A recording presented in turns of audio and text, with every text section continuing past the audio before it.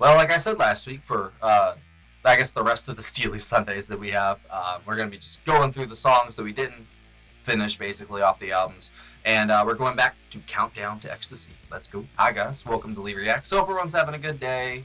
I know I am, I guess. And we are back with, Steely Dan for our weekly Steely Sunday video.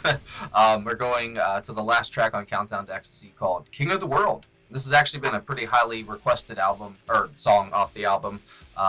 There's the hits like Showbiz Kids and My Old School and stuff like that, but then, and that's the first two tracks inside too. Body Safa, Boston Rag. That song has been stuck in my head for like 2 months now. The Boston Rag. Bring back. It's so good. I'll link my Steely Dan playlist up there if you want to go watch a ton of stuff. I mean, good God. I mean, if you're new watching this, welcome, but I doubt that you are, so. YouTube doesn't like me right now. I'm in the doghouse for the algorithm, so. I'm sorry. Alright, here we go.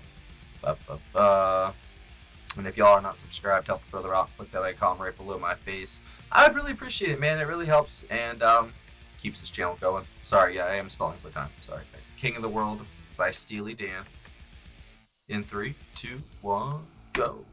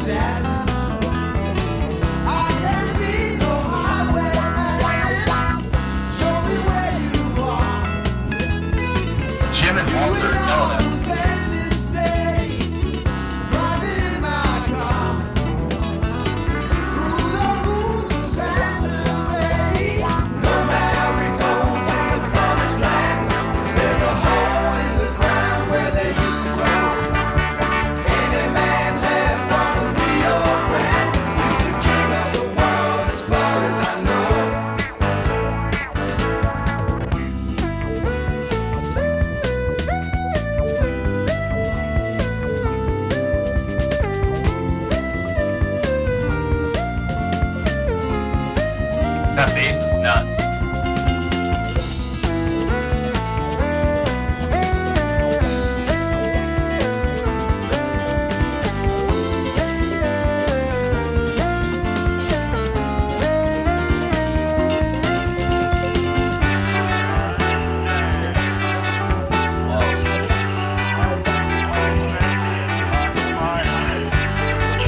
Psychedelic and what? I'm reading last year's papers, although I don't know why. Damn, that's a good line. Assassins, cons, and rapists might as well die. Oh! These lyrics, bro. No more pain, no regrets.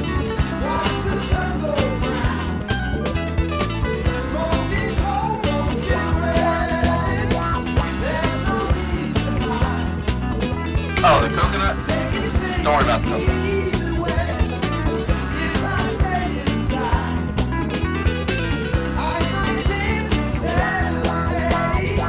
Marigolds in the promised land. There's a hole in the ground where they used to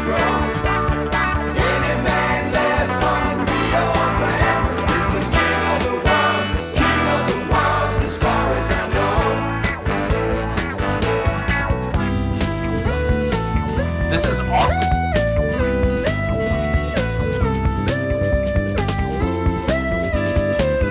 I miss Jim, Denny, and Skunk, I'm not gonna lie.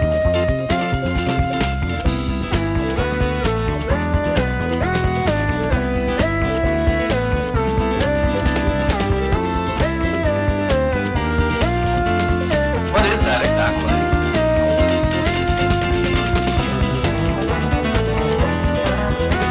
It's not a virus.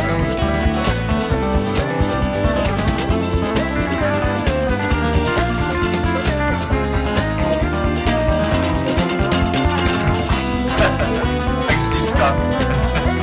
If that's it.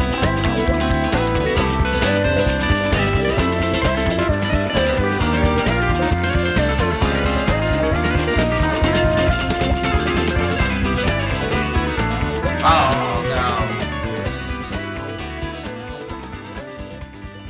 That even felt like a finale. That felt climactic.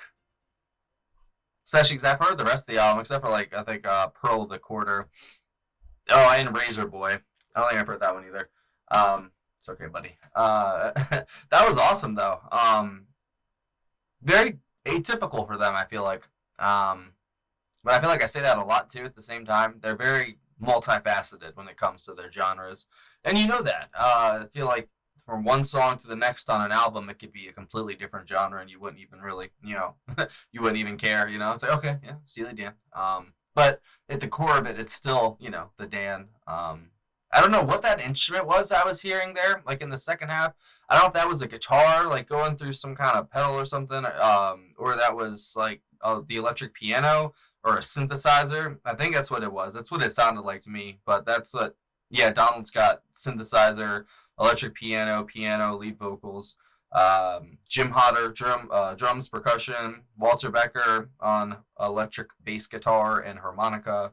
Jeff Baxter, Skunk on guitar, pedal steel guitar. Denny Diaz on guitar. And then Victor Feldman, of course, on vibraphone, marimba. Trying to see if there's anyone else. Benny on acoustic guitar, but I don't think I was here. And that, for whatever that you want to call it, I guess it was a solo there at the end, man. It's just kind of, I was like, whoa. You kind of heard whoever that was. I think, see, I can never tell. Like, I want to say that's Denny. Like, I really do, because that's what it sounds like to me. But I always get it wrong. So more than likely, it's Skunk. So it's, I'm going to just assume that it's Skunk because I think it's Denny. So there you go. I cover both my bases. Whoever was playing it, though, that was fantastic. The whole song, though, they were kind of like noodling in the background. It was really low in the mix, but then there at the end, it just took off and just enveloped the entire song. Thought that was really cool. Of course, Jim and Walter are steady as they come. That bass and that basically the first half is probably my favorite part of it. But the lyrics too. Very interesting lyrics. I kind of felt like the lyrics are different for them as well. It's still Donald's style, but like, I don't know if it's the lyrical content. I don't think it's the delivery, because his delivery is usually the same. I don't know what it is. It just feels a little different, But the way that those lines just kept coming there in the second half, you know what I mean? Like, I was just like, oh my God, this is one after the other, He's so good at writing the, I always forget the damn word, like the slice of life, it's some seedy alleyway in Las Vegas or some shit, But then it can just be like some random story from back in the day that he was like, he knew as a kid or something, and then he just writes a song about it, He's a very interesting writer, you kind of don't, well, at least for me, I'll say I don't want to speak for everybody. The lyrics sometimes come in second to like the instrumental when it comes to Steely Dan. Because I guess I don't know if it was early on, like I didn't like write them off, but like I was just enamored with the instrumental, and I still am usually. So I didn't really take much credence, I guess, in his lyrics.